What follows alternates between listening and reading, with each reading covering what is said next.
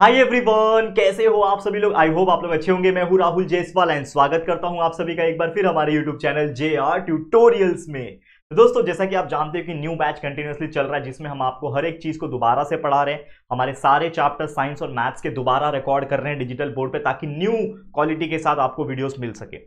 लेकिन हमारे जो पहले के वीडियोस है वो भी किसी से कम नहीं है। जैसा कि आप जानते हैं कि पूरा सिलेबस ऑलरेडी हमने सब कुछ पढ़ा रखा है। हमारे व्हाइट बोर्ड के वीडियोस भी प्रेजेंट है और साथ ही में जब हमने RCC रिवीजन कराया था, पता है ना, रिवीजन क्रैश कोर्स कराया था, तो वो भी हमारे पहले वाले डिजिटल बोर्ड पे हमने कराया था। तो वो भी आपको वीडियोस मिल जाएगा।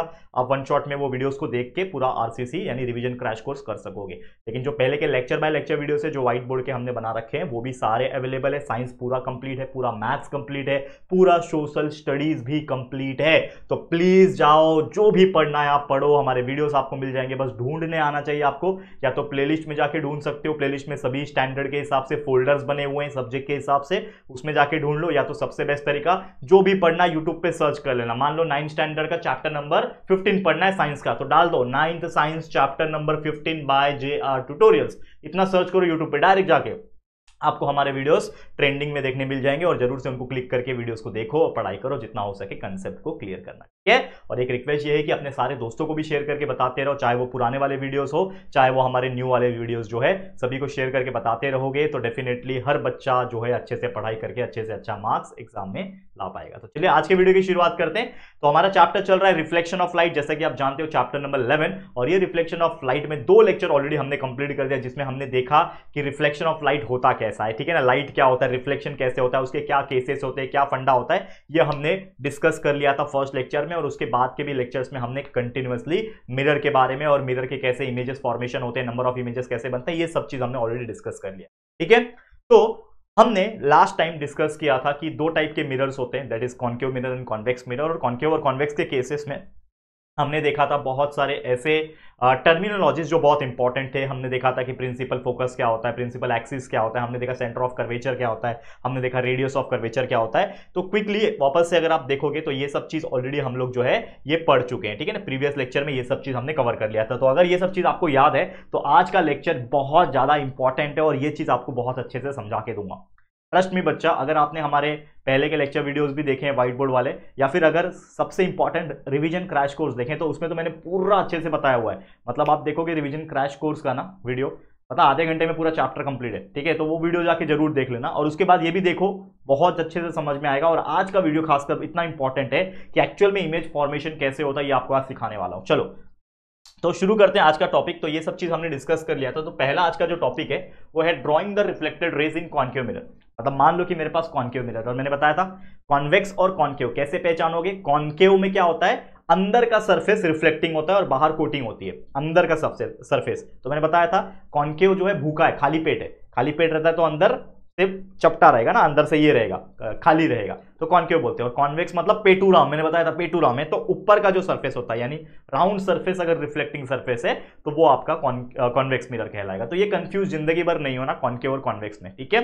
अब कॉन्केव की जब हम बात करेंगे तो कॉन्केव में कैसे हम लोग ड्रॉ कर सकते हैं हमारे इमेजेस को या फिर रिफ्लेक्टेड रे को, तो वो हम लोग स्टडी करेंगे। तो there are 3 rules which you have to study, यानी ये रूल को इतना अच्छे से याद कर लेना ताकि इसके बाद का जो टॉपिक है वो आपको अच्छे से समझ में आ जाए। तो रूल क्या, एक एक करके पढ़ेंगे, आप लोग बराबर यहां पे ध्यान देना। जो पहला रूल है ये क्या बोलता है कि मान लो, ध्यान से सुनना बच्चा, देखो मान लो क्या बोल रहा है, समझो इसको। क्या बोल रहा है कि अगर मेरे पास इंसिडेंट रे ऑफ लाइट है यानी आई को हम लोग इंसिडेंट रे ऑफ लाइट बोलते हैं, जो लाइट आ रहा होता है उसको आई बोलते हैं, जो लाइट रिफ्लेक्ट होता है उसको रिफ्लेक्टेड रे बोलते हैं, आर बोलते हैं, ठीक है। तो मान लो कि मेरे पास एक इंसिडेंट रे ऑफ लाइट आ रहा है और वो इंसिडेंट रे ऑफ लाइट हमारे प्रिंसिपल एक्सिस से पैरेलल है। सबसे पहले अगेन, अगर आपने वो सेंटर ऑफ कर्वेचर वाला वो सब डायग्राम में अगर आपने ध्यान दिया होगा तो आपको पता होगा कि ये क्या है। ये हमारे पास एक कॉन्केव मिरर है। फिर से बेसिक से बताता हूं, एकदम बेसिक से बता रहा हूं, ध्यान से सुनना। ये हमारा एक कॉन्केव मिरर है। कॉन्केव मिरर में अंदर का सरफेस रिफ्लेक्टिंग होता है, इसके लिए बाहर क्या है, कवरिंग मार के रखा है, कोटिंग मार के रखा है, देख सकते हो ये क्या है, कोटिंग है, ठीक है, कोटिंग मार के रखा है। अब क्या हो रहा है कि आपको पता है कि मान लो कि ये मेरा कॉन्केव मिरर है, तो ऑब्वियसली कॉन्केव मिरर में एक सी पॉइंट होगा यानी मेरा सेंटर ऑफ कर्वेचर होगा, तभी तो उससे एक सर्कल बन रहा होगा, यानी हमारा स्पेरिकल मिरर बन रहा होगा। तो एक सेंटर ऑफ कर्वेचर होगा और एक मेरा प्रिंसिपल फोकस भी होगा, ठीक है ना, प्रिंसिपल फोकस भी होगा। अब मैं और ये जो लाइन सीधा पास हो रही है ना सेंटर ऑफ कर्वेचर से और प्रिंसिपल फोकस से, उसको प्रिंसिपल एक्सिस बोलते हैं। ये तो मैंने ऑलरेडी पढ़ा रखा है, प्रीवियस लेक्चर देख लेना अगर आपको नहीं समझ में आता है तो, ठीक है। तो अगर मान लो ऐसा कंडीशन आपको दिया हुआ है कि एक रे ऑफ लाइट आ रहा है जो कि इस प्रिंसिपल एक्सिस से पैरेलल है, देख सकते हो ये पैरेलल आ रहा है, ये प्रिंसिपल एक्सिस ऑलरेडी है, और ये लाइट आ रहा है जो कि प्रिंसिपल एक्सिस से पैरेलल है। तो अगर कोई इंसिडेंट रे ऑफ लाइट आता है parallel to the principal axis और ये कॉन्केव मिरर पे जाके टकराता है, तो क्या होगा, उसका रिफ्लेक्शन होगा। तो रिफ्लेक्शन किस प्रकार होगा कि ये जो लाइट आया वो यहां से जाके रिफ्लेक्ट हो जाएगा, और वो रिफ्लेक्ट इस प्रकार होगा कि वो हमारे प्रिंसिपल फोकस के पॉइंट से रिफ्लेक्ट होके जाएगा, और ये कहलाएगा रिफ्लेक्टेड रे। तो क्या बोल रहा है कंडीशन कि if the incident ray of light parallel to the principal axis then reflected ray passes through the principal focus. हमेशा याद रखना कि जब incident ray of light concave mirror से टकराता है, पैरेलल अगर होता है प्रिंसिपल एक्सिस से, तो वो जो टकराता है, टकराने के बाद जो उसका रिफ्लेक्टेड रे आएगा वो प्रिंसिपल फोकस से यानी एफ से पास होके जाएगा। ये चीज याद रखना। This was the first rule जो कॉन्केव मिरर के अंदर आता है। दूसरा रूल क्या बोलता है, सेम कंडीशन, मैंने ले लिया एक कॉन्केव मिरर, देख सकते हो ये कॉन्केव मिरर है, ठीक है, अंदर की तरफ से रिफ्लेक्शन होगा, ये बीच का लाइन प्रिंसिपल एक्सिस होता है, ये आपका प्रिंसिपल फोकस है, एक होगा आपका centre of curvature C point, ठीक है।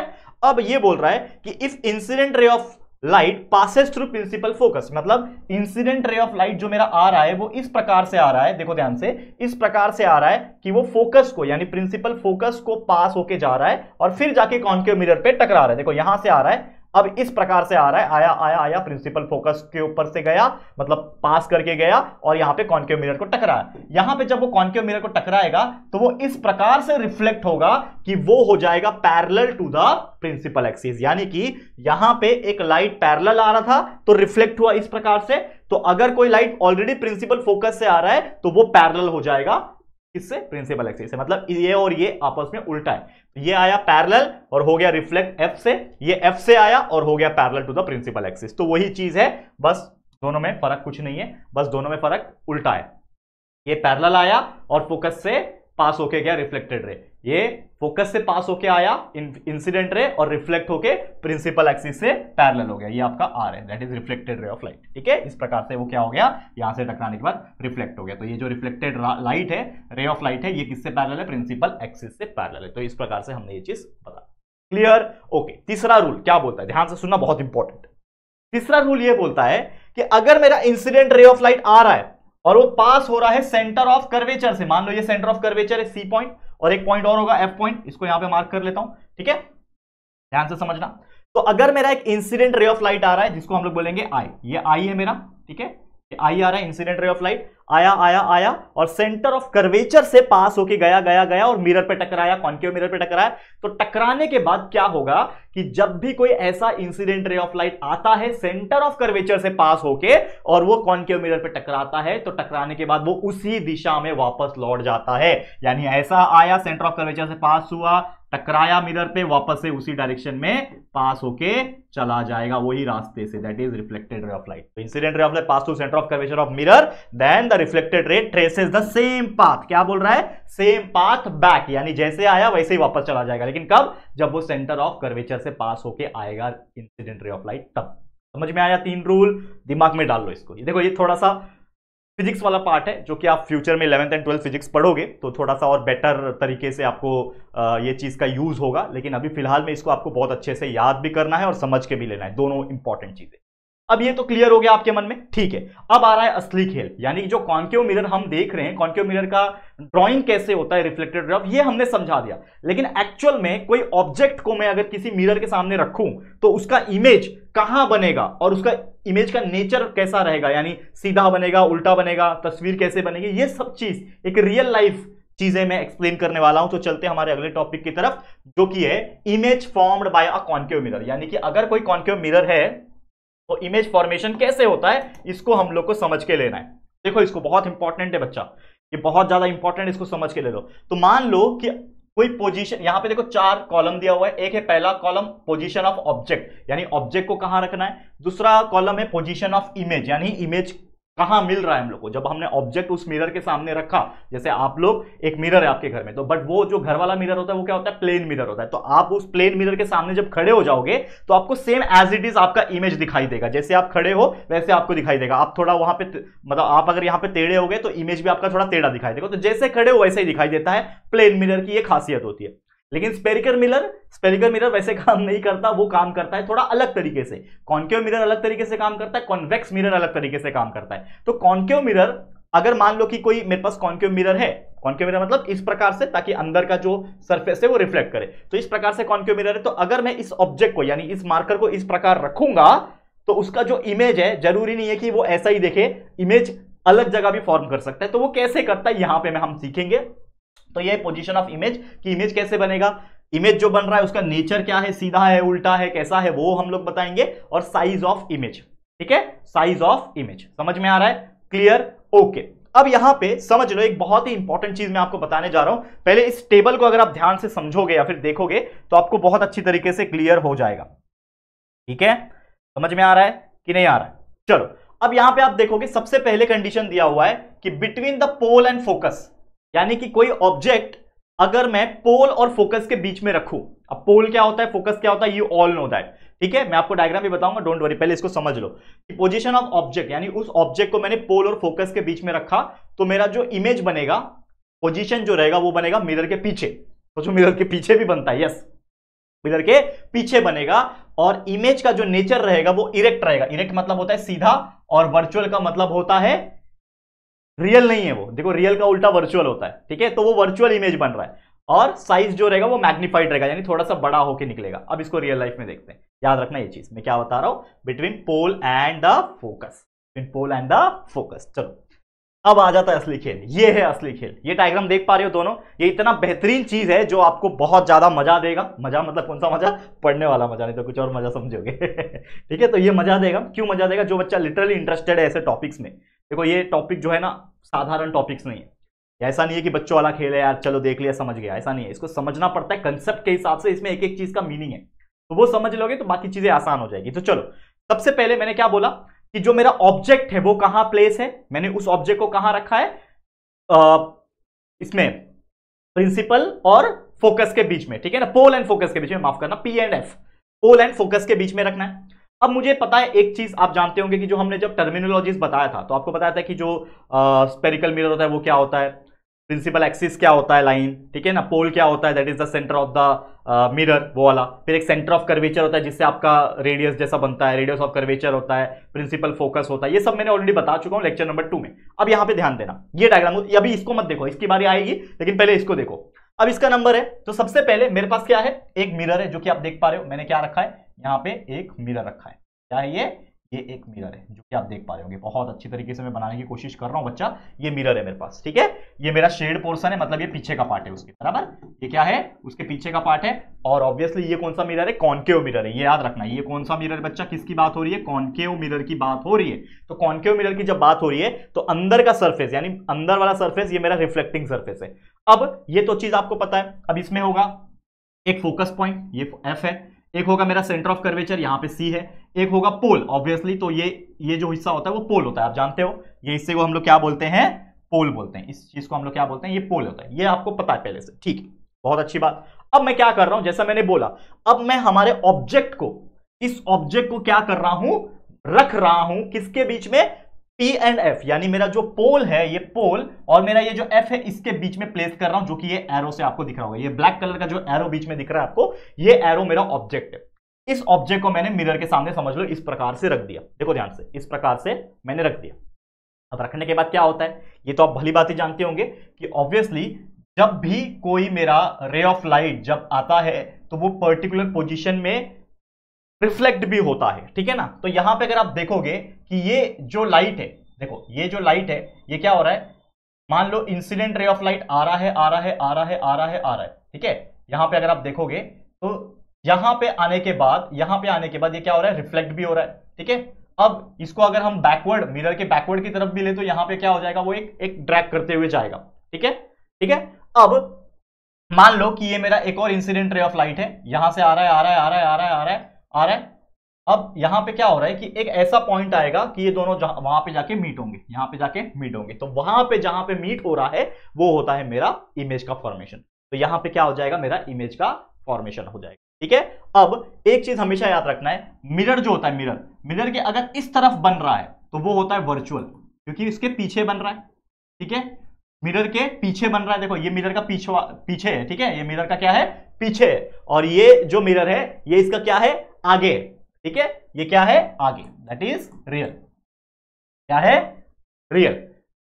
ये रियल इमेज बनेगा, यहां पे उधर बनेगा तो वर्चुअल इमेज बनेगा। तो हमारा जो इमेज ये जो था, ये जो ऑब्जेक्ट था, ये object reflected ray of light के वजह से, यानी इंसिडेंट रे ऑफ लाइट के वजह से यहां पे बनता हुआ नजर आ रहा है, तो ये यहां पे बनेगा, और ये ऑब्वियसली ये साइज आप देखोगे तो इससे थोड़ा सा बड़ा बनता हुआ नजर आ रहा है, तो ये इससे बड़ा दिख रहा है, बराबर। तो हम क्या बोलेंगे कि जो मेरा ऑब्जेक्ट का पोजीशन जो था, पहले था बिटवीन पी एंड एफ, यानी पोल एंड फोकस के बीच में था, लेकिन जब मेरा इमेज बना तो पोजीशन ऑफ इमेज क्या है मेरा, आप देख सकते हो मिरर के पीछे। तो मैं क्या बोल सकता हूं, बिहाइंड मिरर। मैं क्या बोल सकता हूं, मिरर के पीछे, तो मैं बोलूंगा बिहाइंड मिरर। बिहाइंड मिरर बना। अब मेरे को एक और चीज पूछेगा कि नेचर क्या है, तो नेचर ऑफ इमेज क्या है, तो इमेज जो है थोड़ा सा बड़ा बन गया, यानी मैग्नीफाइड हुआ। ठीक है, मैग्नीफाइड हुआ, लेकिन the most important thing, nature में हम लोग क्या बता सकते हैं, ये तो मैग्नीफाइड तो हम लोग साइज बोल सकते हैं कि साइज मैग्नीफाई हो गया, लेकिन नेचर क्या होता है, नेचर ये होता है कि वो कहां बन रहा है, वर्चुअल में बन रहा है, यानी इमेज जो बन रहा है कोई रियल इमेज नहीं है, वो एक वर्चुअल इमेज है, तो मैं बोलूंगा वर्चुअल है। और ये इमेज जो है वो सीधा है, वो ऑब्जेक्ट का इमेज सीधा है, जैसा था ऑब्जेक्ट वैसा ही बन रहा है, सीधा है, उल्टा नहीं बन रहा। ठीक है ना, ये एरो नीचे की तरफ नहीं आया, तो ये इमेज जो है ये इरेक्ट है और वर्चुअल है, इरेक्ट एंड वर्चुअल, ये चीज आपको ध्यान में रखना। समझ में आया, क्लियर है। एक और एग्जांपल समझाता हूं, समझ में आ जाएगा। चलो ध्यान देना, इस चीज को समझो। अब मैं एक और कंडीशन लेता हूं कि जो मेरा पोजीशन ऑफ ऑब्जेक्ट है वो सी एंड एफ के बीच में। ठीक है, वापस से मैं चलता हूं टेबल पे, सी एंड एफ यानी centre of curvature and focus, यानी ये थर्ड वाला ऑप्शन। ठीक है, अगर मेरा कोई भी ऑब्जेक्ट फोकस और सेंटर ऑफ कर्वेचर यानी एफ और सी, या फिर सी एंड एफ के बीच में होगा, तो मेरा इमेज कहां बनेगा, इमेज बनेगा सेंटर ऑफ कर्वेचर के पीछे। क्या बनेगा, सेंटर ऑफ कर्वेचर के पीछे। इमेज बनेगा कैसे, वो बनेगा इन्वर्टेड, यानी उल्टा इमेज बनेगा। जो ऐसा ऑब्जेक्ट था तो इमेज ऐसा बनेगा, और रियल बनेगा मतलब इस तरफ बनेगा। ये तो आपको मैंने बता दिया, मिरर के सामने बन रहा है मतलब रियल, मिरर के पीछे बन रहा है मतलब वर्चुअल, और वो थोड़ा सा साइज में बड़ा आएगा, यानी मैग्नीफाइड बनाएगा। तो हम लोग चलो डायग्राम के हिसाब से समझते हैं। तो ये रहा मेरा डायग्राम। अगेन मैंने ले लिया एक कॉन्केव मिरर, ये पीछे का साइड है, तो ऑब्वियसली इधर बनेगा तो वर्चुअल बनेगा।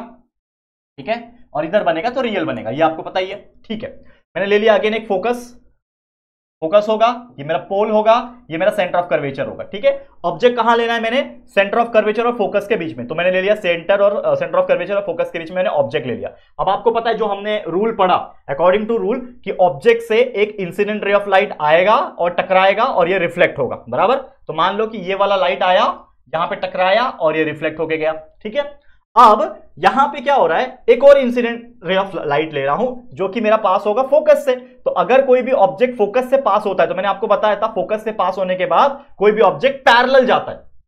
ये तो हमने रूल पढ़ा ना, पहला रूल नंबर 1 जो हमने यहां पे पढ़ा था बच्चा, ये वाला यही रूल लग रहा है और कुछ नहीं लग रहा है। ये पहला रूल, दूसरा रूल, तीसरा रूल, ये माइंड में रखो, वही चीज है और कुछ नहीं है। ठीक है, तो रूल क्या बोल रहा है हमारा कि भाई अगर मेरा कोई ये ऑब्जेक्ट है, इस ऑब्जेक्ट से अगर इंसिडेंट रे ऑफ लाइट जा रहा है, तो अगर कोई लाइट पैरेलल जा रहा है प्रिंसिपल एक्सिस से, तो वो रिफ्लेक्ट होगा प्रिंसिपल फोकस से, बराबर, रिफ्लेक्ट होगा passing through the principal focus, तो गया वो रिफ्लेक्ट हो गया ये वाला।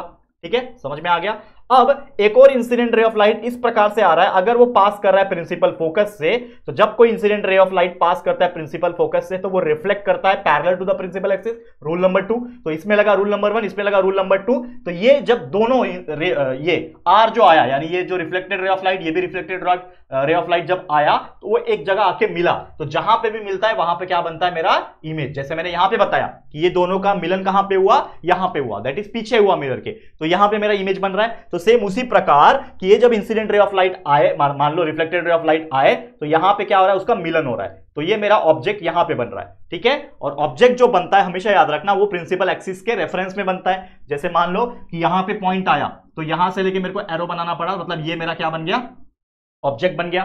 ठीक है, इमेज ऑफ द ऑब्जेक्ट बन गया। उसी प्रकार ये पॉइंट यहां पे आया तो मुझे इस प्रिंसिपल एक्सिस के रेफरेंस से यहां पे लेना पड़ेगा। तो आपने देखा कि मेरा तो ऑब्जेक्ट जो था वो ऐसा था, लेकिन जो इमेज बन रहा है मेरा वो ऐसा बन रहा है, यानी उल्टा बन रहा है। तो सबसे पहले मैं क्या बोलूंगा कि मेरा जो पोजीशन था ऑब्जेक्ट का वो था सी और एफ के बीच में, यानी सेंटर ऑफ कर्वेचर और फोकस के बीच में। उसके बाद जो मेरा इमेज का पोजीशन आया, मतलब इमेज जब बन गया कॉन्केव मिरर के हेल्प से, तो उसका जो पोजीशन आया वो कहां आया, सी के पीछे। सी है ये, सी के पीछे आया, यानी हम लोग क्या लिखेंगे, बियॉन्ड सी।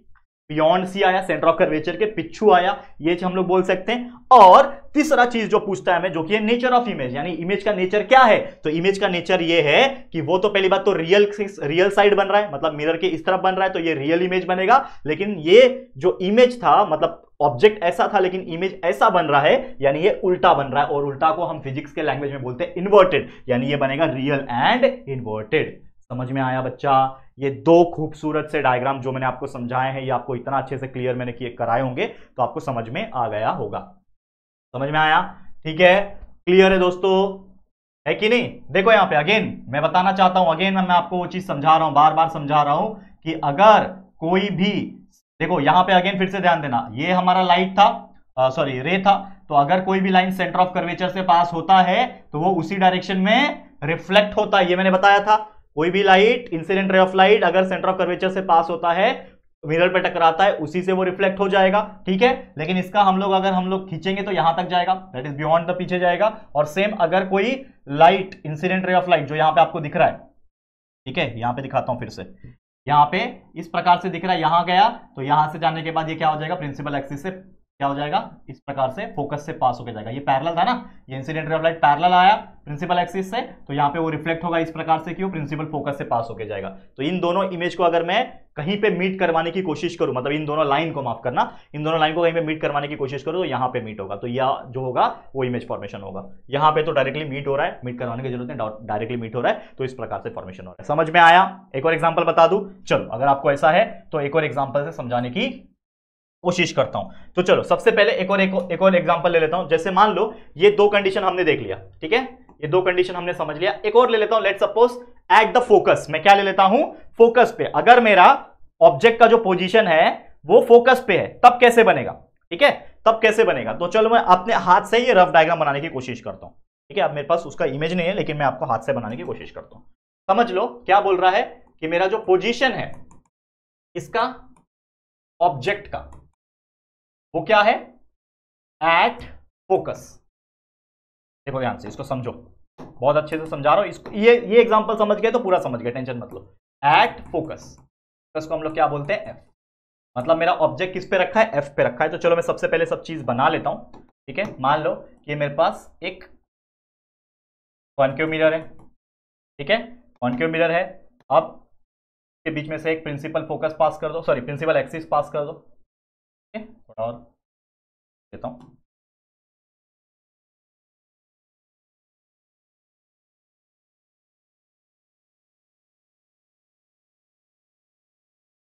थोड़ा वो टेढ़ा मेढ़ा होगा तो माफ कर देना, कोई दिक्कत की बात नहीं है, ठीक है। देखो ये मेरा पोल आ गया, कहीं पे सेंटर ऑफ कर्वेचर रहेगा सी, कहीं पे फोकस रहेगा एफ, ठीक है, समझ में आया। तो ये मेरा सी रहेगा, ये मान लो मेरा एफ रहेगा, ठीक है।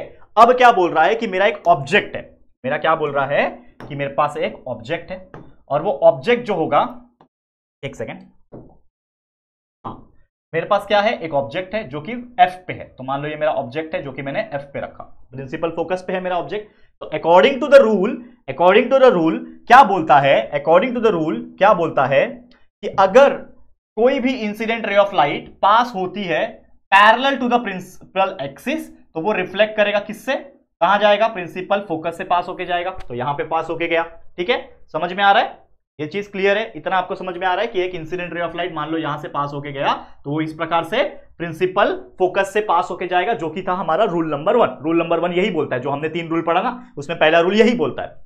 अब एक और चीज है, हम क्या करेंगे, एक और इंसिडेंट रे ऑफ लाइट ले लेंगे, ठीक है, एक और मेरा इंसिडेंट रे ऑफ लाइट ले लेंगे। तो अगर मैं मान लो एक और इंसिडेंट रे ऑफ लाइट लेता हूं, तो मैं थोड़ा सा और लंबा करता हूं,